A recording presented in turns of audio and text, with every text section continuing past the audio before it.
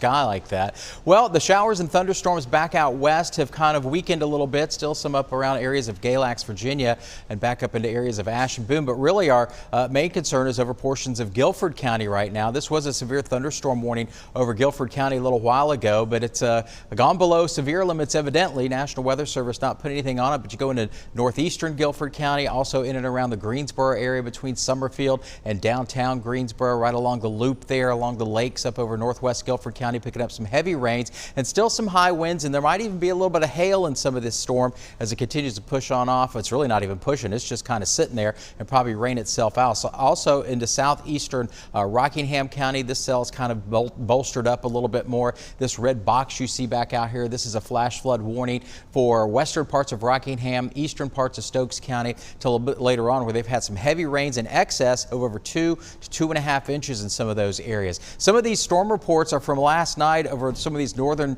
North Carolina and Virginia border counties. We did have one report from a tree over northeastern Wilkes County earlier today where it fell on a house from some of the high winds and storms they had earlier this afternoon. So we're going to keep in that risk for strong to severe storms across the Piedmont, back out into the foothill counties all the way through this evening. And tomorrow we'll have a marginal, a little lower, we'll take it down a notch to a marginal risk for the chance for strong to severe storms tomorrow. With the humidity in the atmosphere, we're still in this excessive rainfall outlook where we could see some flash flooding if some of those storms develop tomorrow afternoon on a scattered basis. Temperatures 87 Burlington, 82 in Greensboro, some rain cooled air out here, so we're out of the 90s for the most part across the region, but heat index value still high up around Danville and Burlington, where it still feels like it's in the 90s, and 90s down over areas of Davidson and down into Randolph County too, where it's still kind of hot, where they haven't seen a lot of storm activity. Dew point temperatures and humidity, it's still very elevated out there. So when you do get these rains, there's plenty of moisture to work with, that they just dump a lot of rain in a fairly short period of time, or just don't move a whole lot, these storms,